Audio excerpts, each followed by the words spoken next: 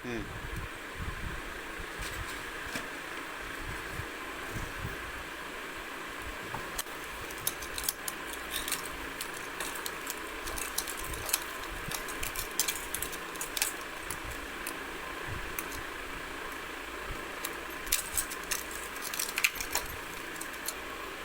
ଆଳୁଟାକୁ ଟିକେ କୁଚୁ କୁଚୁ କରିକି ଦଳିଦବା।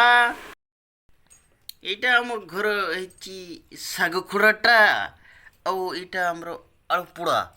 ଆରେ ପଖାଳ ଭାତ ସହିତ ଆମେ ଖାଉଛି। ଆମେ ତ ଆଦିବାସୀ ଲୋକ, ଆମର ଏଇଟା ହେଲା ମେନ୍ ଆଇଟମ୍। ଏଇଟା ମୋର ବୋଉଟା ବସିଛି, ଆଉ ଇଏ ଖାଉଛି। ଗାଲୁ ଗାଲୁ ହେଇକି ଖାଉଛି। ଆପଣ ଦେଖିପାରୁଥିବେ କେତେ ସୁନ୍ଦର ହୋଇଛି। ଆପଣ କେମିତି କିଛି ଖାଉଛନ୍ତି ସେଇଟା ତ ମୋତେ ତ ଜଣା ନାହିଁ। ଆଉ କିନ୍ତୁ ଆମର ଏରକ ଖାଏ। ଏଇ ଦେଖୁଛୁ ନା।